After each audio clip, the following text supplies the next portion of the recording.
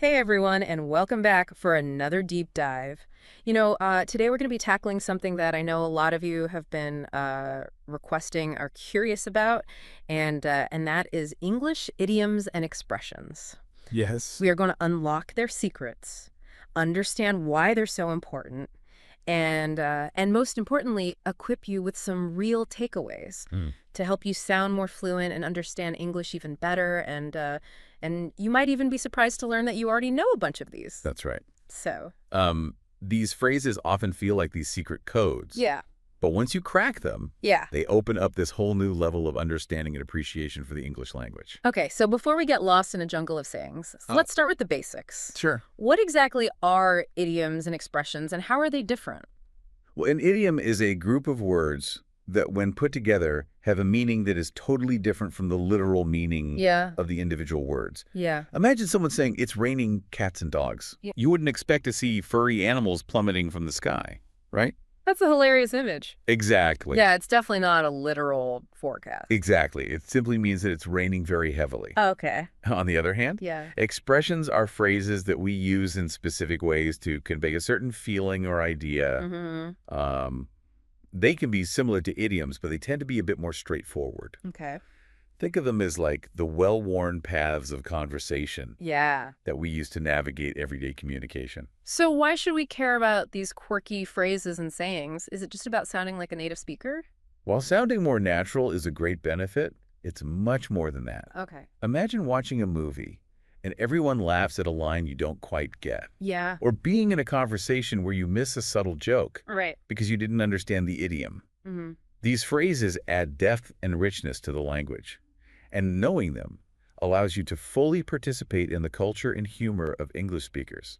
It's like unlocking a secret level in a video game where you suddenly understand all the inside jokes and references. Exactly. That's a pretty cool way to think about it. And don't forget the emotional impact idioms and expressions can make your speech more colorful, engaging, and memorable. So it's not just about understanding what others are saying, it's about expressing yourself in a way that truly connects with people. Yes. All right, now that we know why they're important, let's get to the fun part. Okay. Are you ready to unlock some of these secret codes? Absolutely. Let's start with an idiom that is often used in social situations. Okay. Break the ice. Ooh, I've definitely heard that one before, but I've never really thought about what it actually means beyond its literal sense. Well, think about it this way. Have you ever been at a party or in a new group of people Yeah. where the atmosphere is a bit awkward or tense? Mm-hmm. Break the ice refers to doing something to ease that tension and get people talking more freely. The phrase actually comes from the historical practice of literally breaking ice to create a passage for ships in frozen waters. That's fascinating. Yeah, So it's like you're creating a pathway for conversation to flow more easily. precisely. It's about making people feel more comfortable and opening up the lines of communication. Okay, I love that. Yeah. It's like a little history lesson and a language lesson all rolled into one. Uh-huh. What's another idiom that we might encounter in everyday conversations? How about hit the nail on the head? Ooh, hit the nail on the head. That one always makes me feel like I've won a mini language game. Uh-huh. It's so satisfying to use when you've nailed a point perfectly. I see you're already starting to embrace these phrases. I am. I am. You're exactly right. It means to be precisely right about something, whether it's identifying a problem perfectly or expressing an idea with absolute accuracy. So if I were to say that you've explained that idiom perfectly, I'd be hitting the nail on the head, right? You got it. Right. Now let's move on to an idiom that evokes a feeling of ease and simplicity.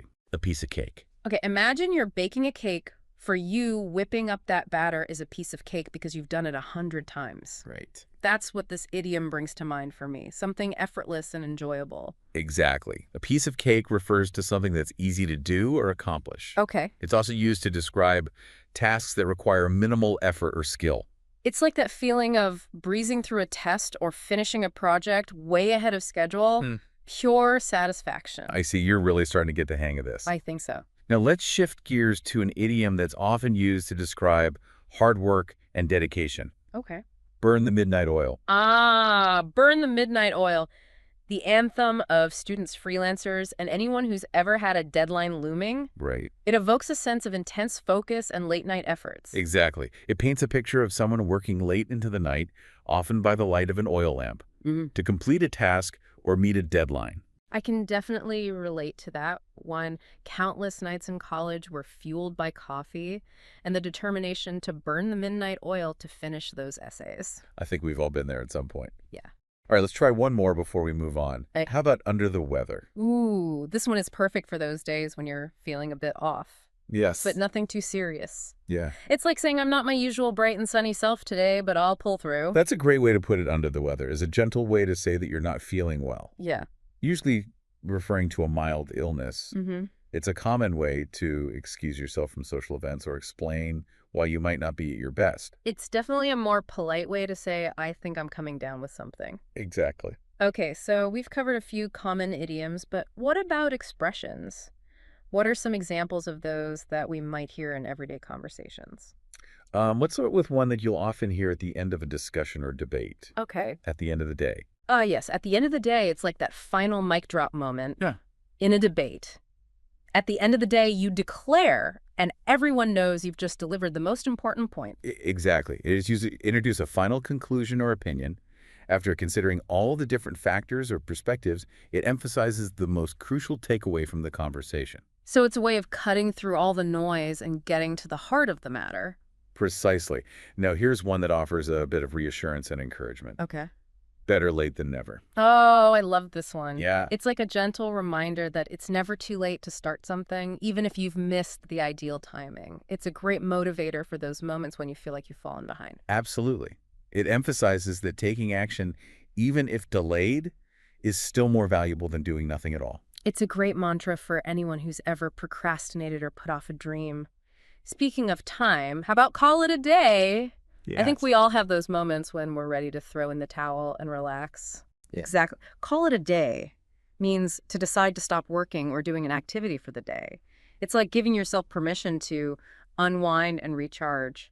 It's a signal that you've put in the effort, Yeah. and now it's time to shift focus to something else, whether it's spending time with loved ones, pursuing a hobby, or simply getting some well-deserved rest. Now, for those times when you want to get straight to the point and avoid unnecessary fluff, we have cut to the chase. I use this one all the time, especially in meetings or emails when I want to make sure everyone's on the same page and focused on the key issue. It's like saying, let's skip the small talk and get down to business. Exactly. It's all about efficiency and directness. It indicates a desire to focus on the most important aspects of a conversation or situation without wasting time on irrelevant details. So we've explored a range of idioms and expressions, from social interactions to work scenarios and everything in between. But now comes the practical part. How do we actually make these phrases a natural part of our everyday English? That's a great question, and it's one that many language learners struggle with. It's like having a toolbox full of amazing tools, but not knowing how to use them effectively. So, what are some tips or strategies that we can use to integrate these phrases into our conversations seamlessly? Well, the first and most important tip is to practice regularly. Don't be afraid to use these phrases in real conversations. Even if you're not 100% confident at first, think of it like learning a musical instrument. The more you play, the more comfortable and skilled you become. So, it's all about getting out there and experimenting with these phrases in real world situations. But what about context? How do we know when it's appropriate to use a particular idiom or expression? That's where observation and active listening come into play. Pay attention to how native speakers use these phrases in different contexts. Notice the tone of the conversation, the relationship between the speakers, and the overall message they're trying to convey. It's like becoming a language detective, gathering clues and patterns to decipher the nuances of these phrases. So, if you hear someone use burn the midnight oil to describe a work project, you wouldn't use it to describe a relaxing evening at home, right? Exactly. Context is key.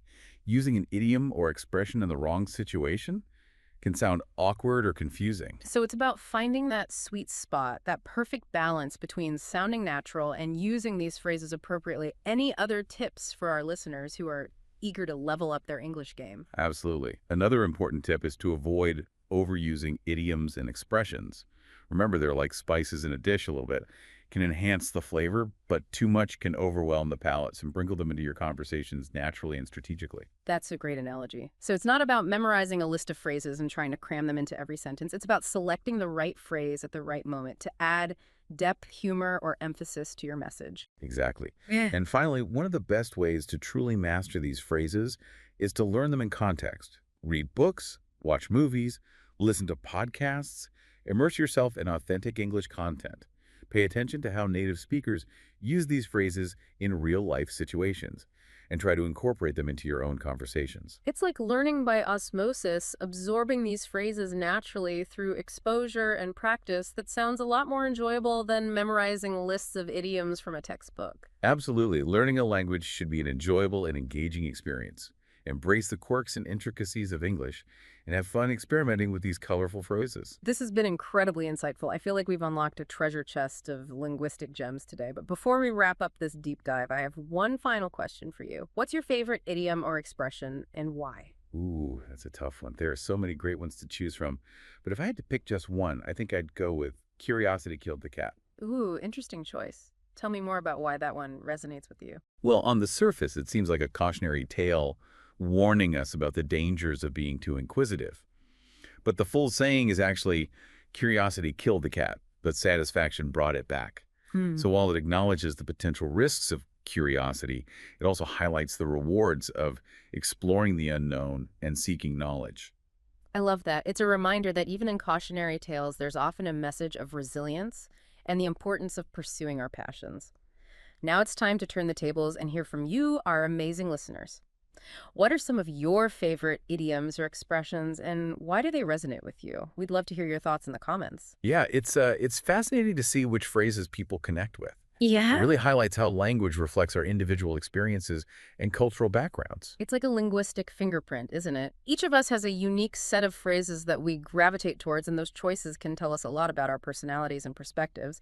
Speaking of which, I have to admit that I'm a bit partial to the phrase, go the extra mile. It's a reminder that putting in that extra effort can make all the difference, Yeah, whether it's in our personal lives or our professional endeavors. that's a great one.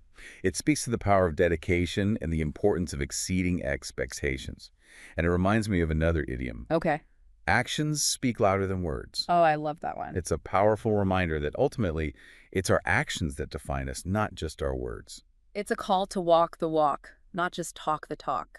Yeah. So many great lessons to be learned from these colorful phrases. It's been an absolute joy diving into this world of English idioms and expressions with you today. The pleasure has been all mine. Right. I hope our listeners feel empowered to embrace these phrases and make them their own. Remember, language is a living, breathing thing, constantly evolving and adapting. By learning and using idioms and expressions, you're not just expanding your vocabulary, you're connecting with the rich tapestry of history, culture, and human experience that these phrases represent. Beautifully said. We hope this deep dive has given you a renewed appreciation for the power of language and the joy of discovering its hidden gems. So go out there, practice those phrases, and don't be afraid to make mistakes. That's how we learn and grow. And most importantly, have fun with it. Language should be a source of enjoyment and connection. Embrace the quirks, explore the nuances, and let your words reflect the vibrant tapestry of your thoughts and experiences. That's a wrap on this episode, folks. We hope you've enjoyed this deep dive into the fascinating world of English idioms and expressions. Until next time, keep exploring, keep learning, and keep those conversations flowing.